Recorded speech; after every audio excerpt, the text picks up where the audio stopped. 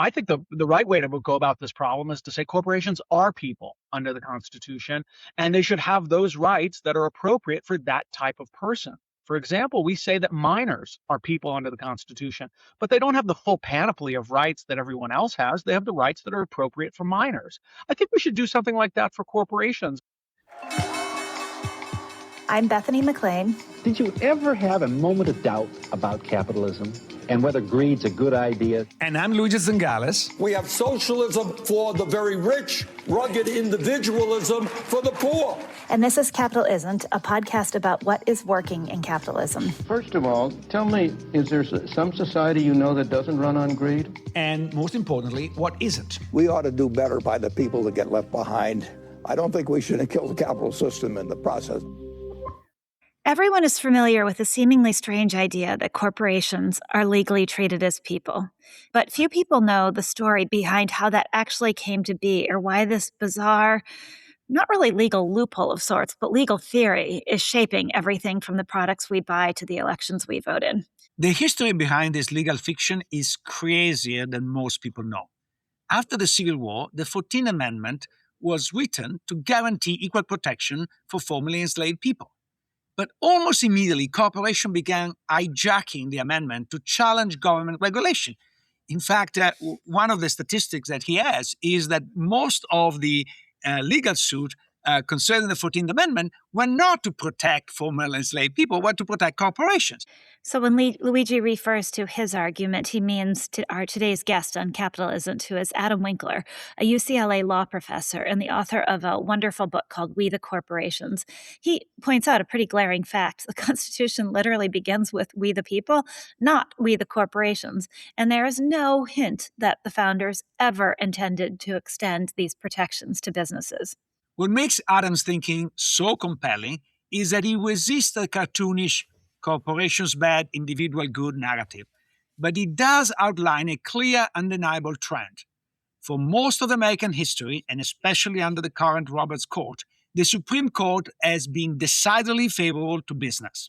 And here is why this matters to anyone listening right now. Have you ever noticed how corporations seem to get all of the perks of being legally considered a person without any of the actual responsibilities that you or I have? It's an incredible trick. They assert their existence as separate legal entities when it suits them, meaning shareholders aren't responsible if the company goes bankrupt or does something illegal. But they aggressively assert the right of real people when they want to influence politics or avoid regulations. I don't know, Luigi. It seems to me that corporations have achieved economists' ultimate dream: infinite life expectancy, limited liability, and absolutely no biological needs or real responsibility. And you forgot the most important part. They cannot go to jail, right? And they cannot suffer any form of punishment, physical punishment. They have other form of punishment, but they don't have capital punishment. Yes, they can be dissolved. But I think it's more painful for an individual to die than for a corporation to be dissolved. They cannot be put in jail. And as a result, they are more difficult to discipline. But the joke is on us, because expanding these corporate rights directly limits the democratic power of actual living citizens. And this isn't just a historical debate. It's an urgent question for our future. As we approach the new frontier of artificial intelligence, it becomes entirely possible to imagine courts eventually asking whether advanced AI systems might possess legal personhood too. If responsibility shifts onto an AI, it could paradoxically shield giant tech companies from accountability, expanding corporate power over our daily lives even further. To start out, just from the 10,000-foot view, why should we care if corporations are considered people in the eyes of the law? Why does this matter to ordinary people? We often think in America about the stories of women or minorities, people who were left out of the original constitutional design, and their battles to gain constitutional protection have been sort of central to how we understand America. But there's also been a 200-year history by business corporations to win the rights of people.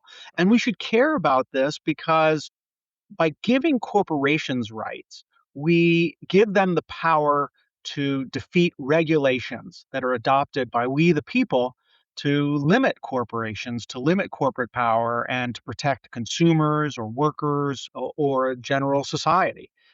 But if I understood your book correctly, there is a tension in the American constitutional law between the view corporation as a separate legal person with rights and obligation, or as an association of people capable of asserting the rights of their members.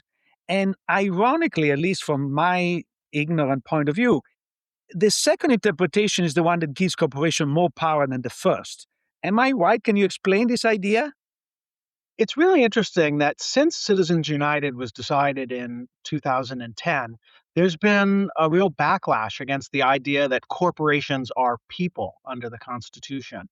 But it turns out what I found in my research was that corporate personhood has played only a minor role in the expansion of constitutional rights, and in Citizens United in particular. Justice Kennedy's majority opinion never says that corporations are people, and nothing in the opinion turns on the idea that corporations are people.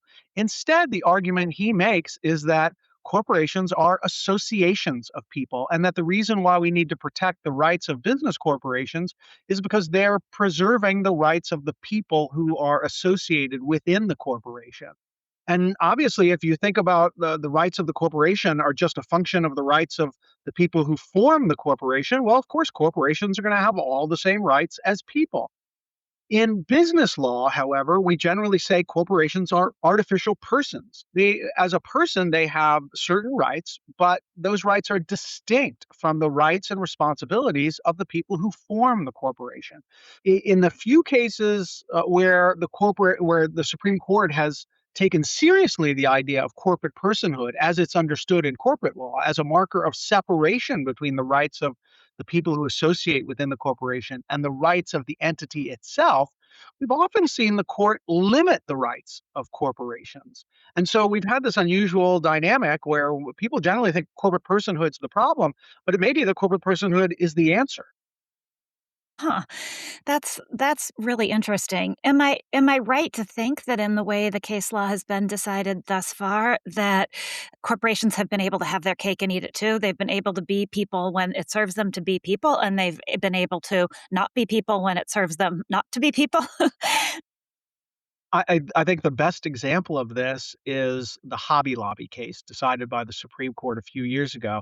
The Hobby Lobby company, a chain of craft store across the country, sued to challenge an Obamacare regulation that required them to cover birth control as part of employee health plans as a big corporation. The Green family, which owns the Hobby Lobby Corporation, argued that this was a violation of Hobby Lobby's religious freedom. And the Supreme Court ultimately agreed. But interestingly, that the logic really isn't taking seriously corporate personhood. If someone were to slip and fall in a Hobby Lobby store tomorrow and sue the Green family saying you're responsible, the Green family would be the first ones to go to court and say, hey, you can't sue us.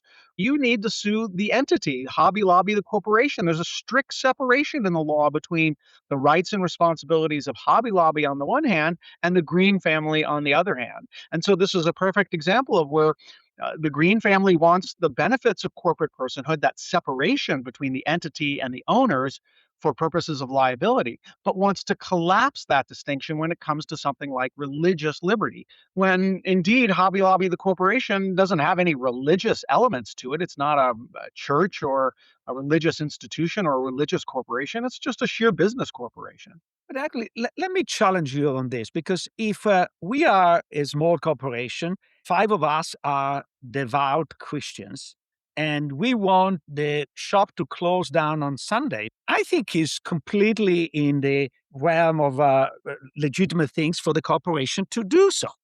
Now, if you go to the next step and you say, imagine there are 4 out of 5, isn't that the right for the 4 majority or the 1 majority and should be in their complete right to close down the shop on Sunday? No? I completely agree with that idea. And of course, there's no laws out there saying you have to be open on Sunday, that corporations can choose to be open any day of the week or no days of the week. That's up to them. And they don't even need religious freedom to get there. I do think that there's a distinction between deciding to close on a particular day of the week and, like in Hobby Lobby, refusing to provide birth control, or in a case like a Masterpiece Cake Shop or these other cases where wedding suppliers refuse to provide services for same-sex couples, despite state laws that say you can't discriminate on the basis of sexual orientation. I think that's far more problematic. And indeed, in the civil rights era, the Supreme Court was clear that corporations did not have the right to discriminate on the basis of race simply because the owners had a freedom of association and should be able to associate with the people they want to associate with and do business who they want to do business with.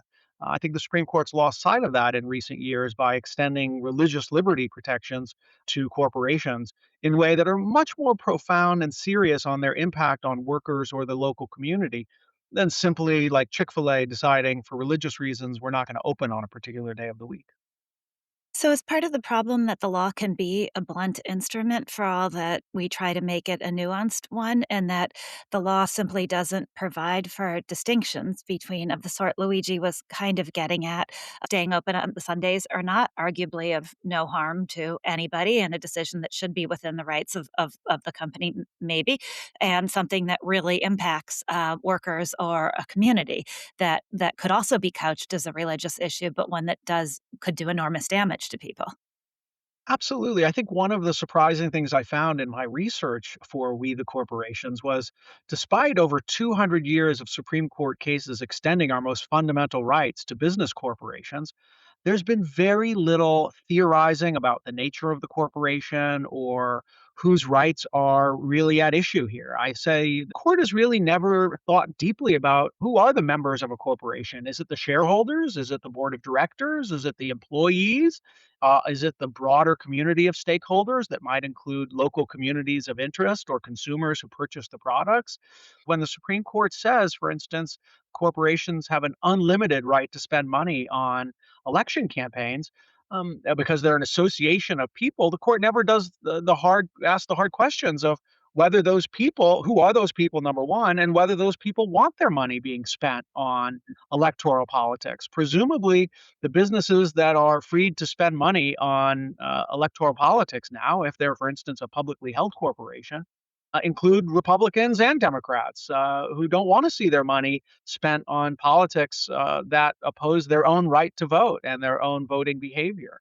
I think actually that one of the problems, even in the reform movement, is right. There's been a proposal for constitutional amendment that would say corporations are not people and have no rights under the Constitution. I think that's also too blunderbuss. We need more nuance in how we think about that.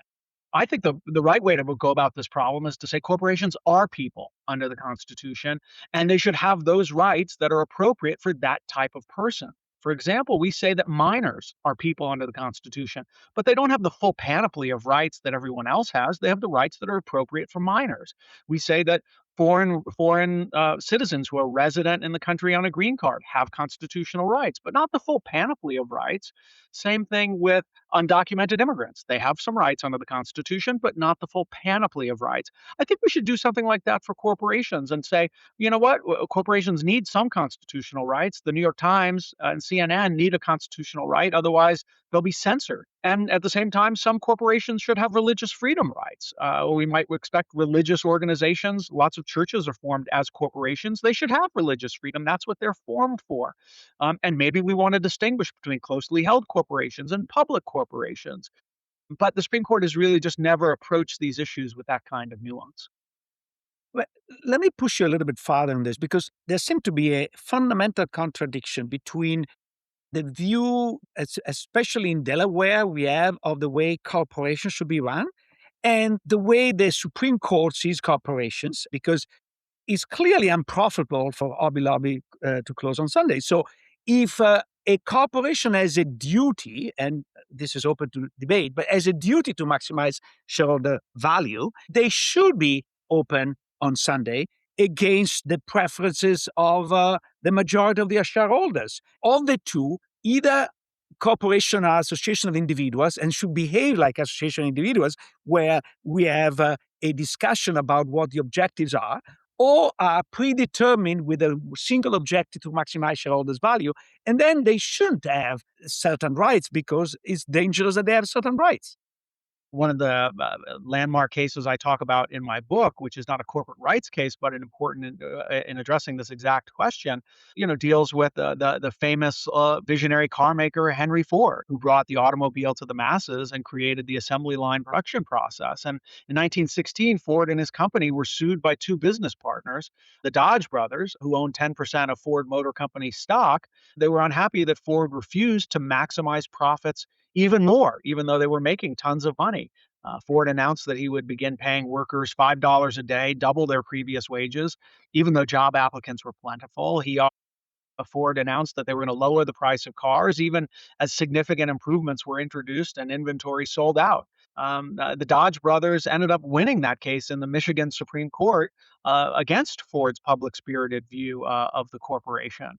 And so there is this, line of cases that say that corporations really just exist to make profit for the stockholders and not serve the interests of any other stakeholders. In recent years, we've seen Delaware law and other corporate law loosen this idea by saying that we're just going to defer basically to management when it makes these decisions. The court has no real ability to second guess the right policies to maximize shareholder wealth maximization. One of the arguments that's been made in the wake of Citizens United that I think is an interesting one to think about is instead of regulating the rights of corporations with a constitutional amendment that says corporations have no constitutional rights, which I think is just goes too far. We've seen proposals, for instance, that maybe we should change this by changing corporate law. Having a regulation that requires corporations of a certain size to have elements of co-determination by having labor representation, for instance, or communities of interest represented on boards of directors.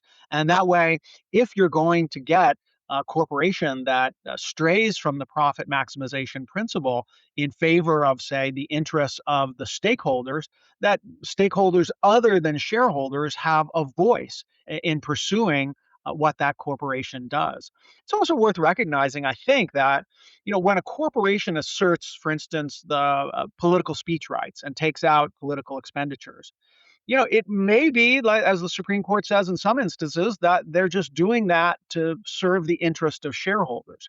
But there is a troubling trend that we see over the course of the last 150 years or so of corporations spending the money of shareholders to push for laws that immunize management from shareholder oversight, protecting them from managers and directors from liability, from being pushed to respond to shareholders. So sometimes the discretion that we provide to business corporation management, while done in the name of the interests of shareholders, is sometimes used by corporations against the interest of shareholders, not just to profit maximize, but even to hold management accountable for misdeeds or waste of corporate resources.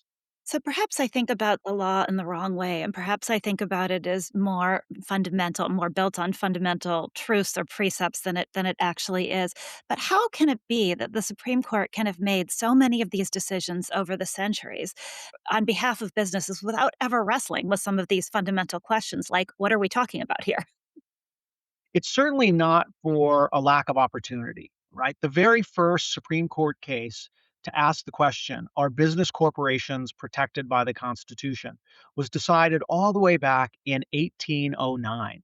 The first Supreme Court case on the rights of African Americans was decided in 1857, the notorious Dred Scott case. And the first Supreme Court case on the rights of women, Bradwell versus Illinois, was decided in 1873. A half century before those landmark cases, the Supreme Court was addressing the question of whether corporations had rights under the Constitution.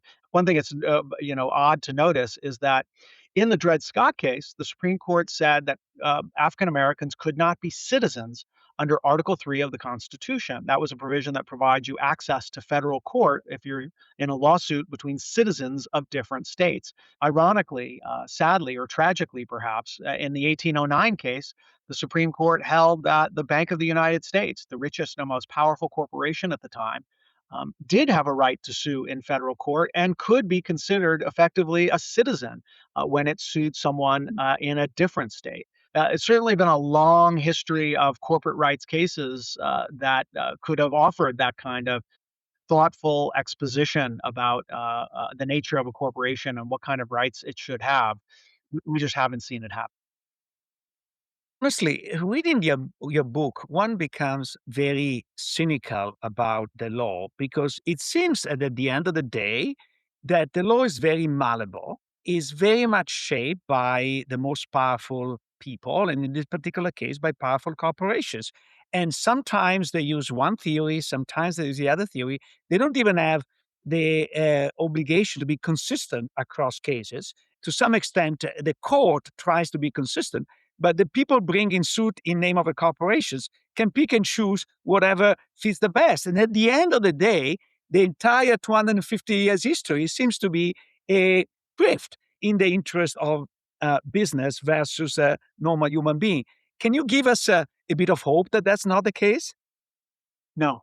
Uh, Well, I mean, and it's not. And I think the cynicism runs really deep and more than just sort of the inconsistency of the law over time. I mean, one of the most remarkable stories in the history of American constitutional law, I think, is the story of how the Southern Pacific Railroad sought protection under the 14th Amendment to the Constitution in the wake of the Civil War. 14th Amendment was adopted after the Civil War to provide equal protection of the laws for African Americans.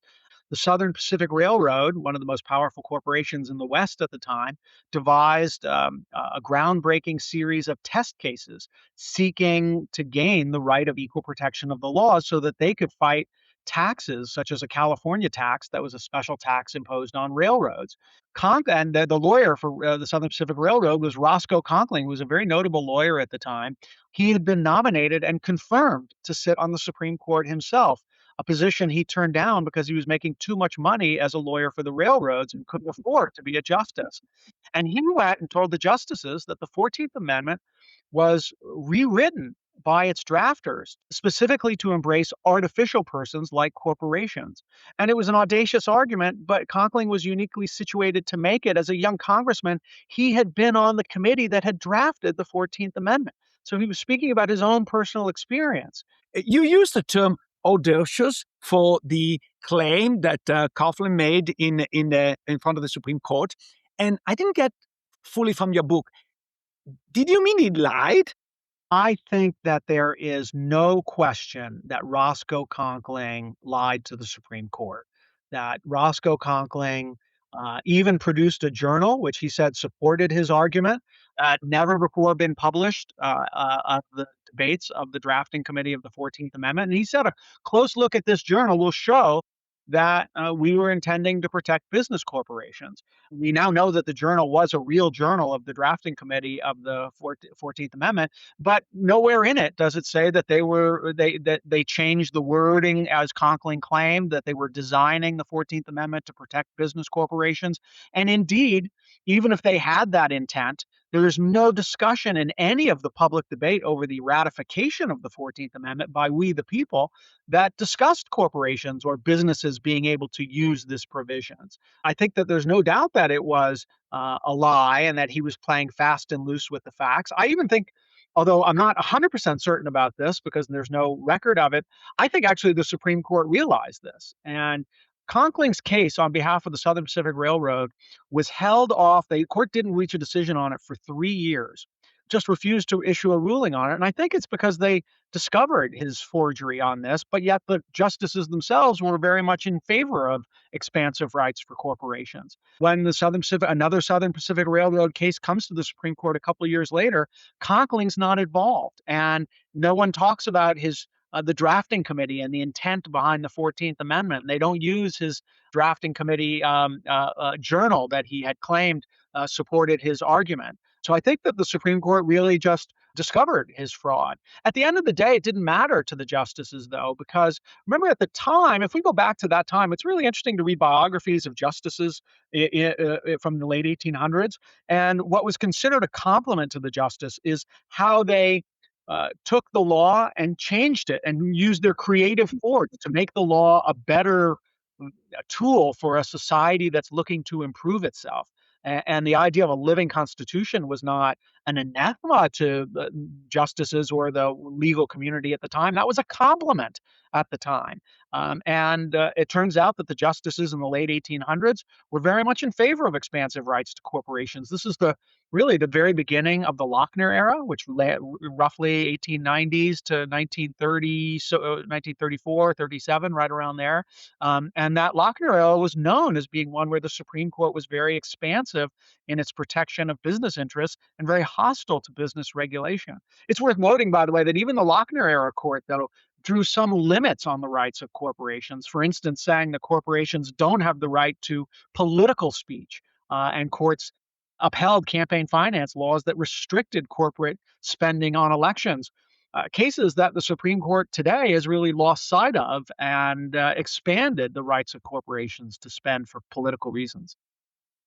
Is it fair to say that even in this history of the Supreme Court being pro-business, that today's Supreme Court is the most pro-business of all?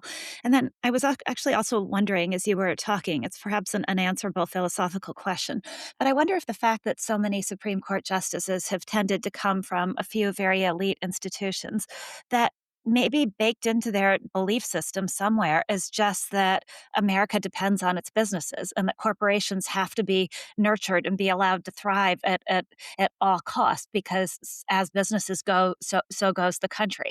And I wonder if there's this underlying unspoken and perhaps not even conscious mindset that has created some of this. We think of the Supreme Court as a protector of the rights of the minorities. Those years of the Warren Court were pretty limited, and that the Supreme Court has traditionally been a protector of the interests of the wealthy and the elites, and that the minority that the court has been most protective of is the moneyed minority, the 1%, if you will, and the corporations that represent those same business interests. There is some data. Some political scientists like Lee Epstein have gone through and actually tried to come up with some empirical metrics to determine how business friendly the Supreme Court is. And this Supreme Court rates as the most business friendly of the last century.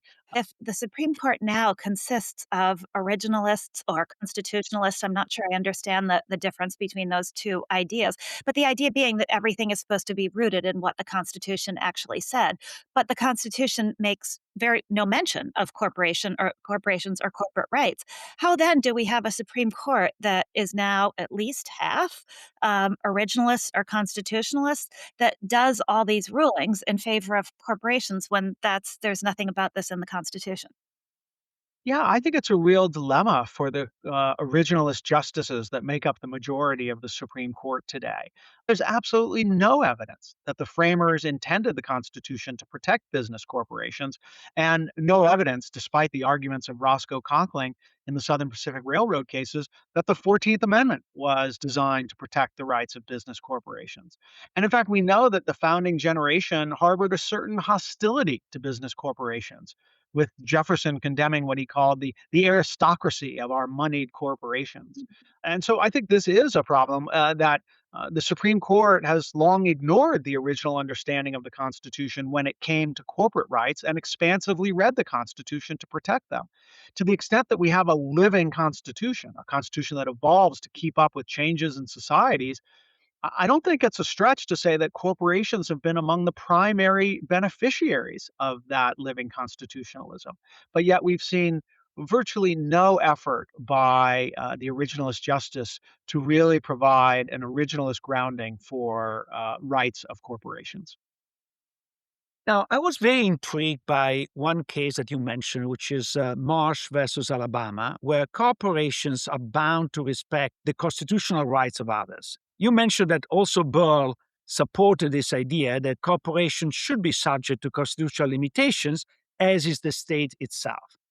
Now, why is this theory not more popular today? Because I can see it as a remedy to monopoly case like Google. So not every corporation should be subject to this, but once we establish, as the judge established, that Google is a monopoly, now the judge is afraid to break up Google, but why not impose some constitutional duty to Google?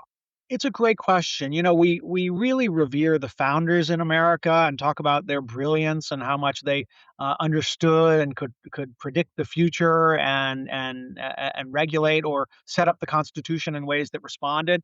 But in the framers' view, there was basically government and there was people, and the Constitution is written to set up and set limitations on the government vis-a-vis the people and ordinary people. Indeed, were very significant corporate law cases, corporate rights cases brought within the earliest decades of America, showing that this had been something that they had overlooked, what to do about business corporations. Well, you might imagine a world in which business corporations were deemed to be like governments, and that we need a constitution that protects individual rights as against both government overreach and corporate overreach. Sort of, you mentioned Marsh versus Alabama. Marsh versus Alabama is a very unique, unusual case decided in the mid 20th century, dealing with a kind of company town. And the Supreme Court, in one unusual case, said that a corporation that ran this company town had to respect the constitutional rights of the people who lived within that town. And the Constitution was thus a limitation on the corporation, treating the corporation as if it were the government, like we said, as one possible way of thinking about constitutional rights and corporations. But for the vast majority of American history and continuing to this day, corporations have really been defined by the Supreme Court as being on the individual side of that ledger. And so the Constitution protects individuals and corporations from overreaching government and doesn't protect individuals from the overreaching acts of corporations at all. And so we see things like corporations that don't want to provide birth control, even though federal law requires that they do so. Or we see corporations in some unusual circumstances firing employees for exercising their political speech rights, or opposing the politics that the corporation itself has. We see a long history of, in big corporations, of management being dinged by the directors to support corporate PACs, even if they don't necessarily want to. They're told that that's the expectation, that they're going to give money to the corporate PAC, and that corporate PAC will spend that money on politics to help the business corporation. And so we can imagine a world in which it was a very different setup, that corporations were limited by the Constitution. But the Supreme Court's really, with one exception, that was the exception that sort of proved the rule, has really not gone there. So before we run out of time, we have to lurch back to Blackstone in 1757. You talked about earlier how he described corporations as artificial persons. So what's the line between that and AI today? Could AI, and should it eventually receive some form of legal personhood? Does that inevitably expand corporate power? You've noted, I think, that if AI itself becomes responsible for mistakes, that could shield corporations from liability. Or or could it actually extend individual liberties? You could say, I'm not responsible. My AI told me to kill him. Or is it just a complete and total mess? Well, I think it is a bit of a mess, in part because it is under theorized. And so now we have this new possibility of a new type of person being created that could have some legal responsibility. And how do we think about that legal responsibility?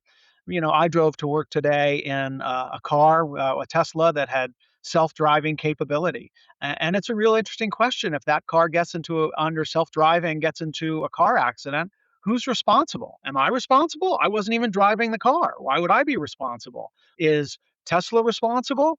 Maybe, but maybe Tesla would say it's not us responsible. Maybe it's the contractor that built the software that made its bad decision in that particular case. And maybe the software engineer says, well, it wasn't even me. It's an AI platform that's a large language model that is figuring out what to do in these situations. And so you can't blame me. You have to blame the actual artificial entity entirely. I think it's sort of a brave new world in personhood. What do we mean by personhood? What kinds of rights and responsibilities come with that idea of being a legal person? And I certainly hope that if AI becomes a person, it becomes a more accurate person than it currently is. I recently typed some things in there, and it gave me the absolute wrong answer that I knew was the wrong answer, and it was absolutely insistent that it was right. So, but I kind of figured that it'll become better as time comes on. I don't know But about that. At least you're still capable of knowing that it was wrong. But does it make a difference which view of the corporation you espouse? Because if you take corporation as association of individuals, then clearly an LLM is not a person and does not have this characteristic. But if you think about a separate personhood, maybe it does. So in that sense, it's more dangerous to espouse the view of legal personhood. Yeah, very possibly. I mean, I think one of the things we have to ask is, why were corporations recognized to be legal persons? And it was because there was this problem that we wanted to solve all the way back into ancient Rome, 300 years before Christ, which was that how do you create an entity that can lock in capital and survive despite changes in the underlying membership of the organization? How do you devise an entity that can own property? It has to be a person to own property, right? My mug is a thing, but it doesn't own property. It's not a person. My table is not a person. It can't own property. It can't sue and be sued in its own name or enter into contracts. We created this idea of corporate personhood so that we would have this artificial being that could do certain things that we thought was socially useful. Does AI need that kind of personhood right? Do we want AI to be able to own property or to enter into contracts or to sue and be sued in its own name? Do we want it to have rights like rights of free speech or rights of religion? I think those are the questions we have to answer. And without answers to those questions, we shouldn't be just extending property rights to anyone or anything that sort of kind of looks like a person. It talks to me like a person, so it's a person. Personhood is about accomplishing certain kinds of goals in society. And I think the Supreme Court would do a better job if it thought critically about corporations and whether they should be persons and how they should be persons and what that would mean in particular cases. And I certainly hope that if we move into something like AI personhood, that we have that discussion and try to figure out what would be most socially useful for we the people. At the end of the day, it's about we the people and what's good for our larger society.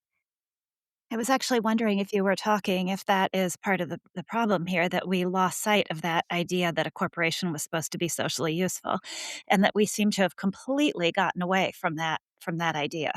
Well, they were supposed to be socially useful. I think you're right, and we have gotten away from that idea. But note that they were always a big danger as well. There have been one of the things that the early Roman corporations were used was for creating mining entities, mining enterprises in Spain and other places. And interestingly enough, scientists have been studying ice core samples from that same period and have discovered in these ice core samples that 300 years before Christ, worldwide pollution spiked as a result of these mining corporations formed by the Roman Empire. And so, from the earliest days of the corporate entity, it was designed for socially useful goals, but it always had this sort of secondary or incidental impact that was potentially dangerous and potentially devastating for the society that it was designed to help. If you're enjoying the discussions we're having on this program, there's another University of Chicago Podcast Network show you should check out. It's called The Pie. Economists are always talking about the pie, how it grows and shrinks, how it's sliced, and who gets the biggest share. Join veteran NPR host Tess Vigland as she talks with leading economists about their cutting-edge research and the key events of the day. Hear how the economic pie is at the heart of issues like the aftermath of a global pandemic, jobs, energy policy, and so much more. I think I had never understood the extent to which corporations over time have been able to turn the Constitution into a tool that more and more enables them to do what they want. And I tend to think of legal power as being a very modern phenomenon, that it is rich companies and rich people who have access to really great lawyers that then enables them to shape the rules in a certain way. But it's interesting that that's always been the way it's worked, and that's in effect why all of this has happened. The book is really clever, substantial, and sophisticated. I strongly recommend everybody to read. Now, my favorite chapter, as you can imagine, is a chapter about the Bellotti decision and Louis Power and how he manipulated everybody on the court to deliver what he wanted. You know, in the Bellotti decision, Louis Power used the Virginia pharmacy decision that was a product of Ralph Nader and his activists, and he used that to do the opposite of what Ralph Nader wanted. And remember that when we interviewed Ralph Nader, despite his being 93, he immediately connected to the Virginia. He didn't miss a step. And he said, that was a big mistake. I do think two things we did maybe shed a little more light on. One is this idea that the Supreme Court has never really tackled these issues. Well, actually, three things that the court has never really actually tackled these issues. They've never really defined personhood and defined what it is that they're talking about here, despite how incredibly important all of this rulemaking has been to America. And I just find that astounding and jaw dropping that in something that's supposed to be as foundational as law, that a lot of this rests upon questions that haven't really been answered. I also have really liked Adam's points about how ironic that this court is probably the most pro-business ever, and yet this court is also the most heavily originalist or constitutionalist ever. And if you really are an originalist or a constitutionalist, given that none of this was in the Constitution, it's actually incredibly ironic that they could be as pro-business as they are. And I think some of his thinking about where this might go with the advent of AI is also really interesting, and that obviously wasn't a topic when he wrote his book. I also think that if I may he wasn't too responsive to my challenge on the relation between the corporate law and constitutional law, because I do think that there's a fundamental contradiction between the two.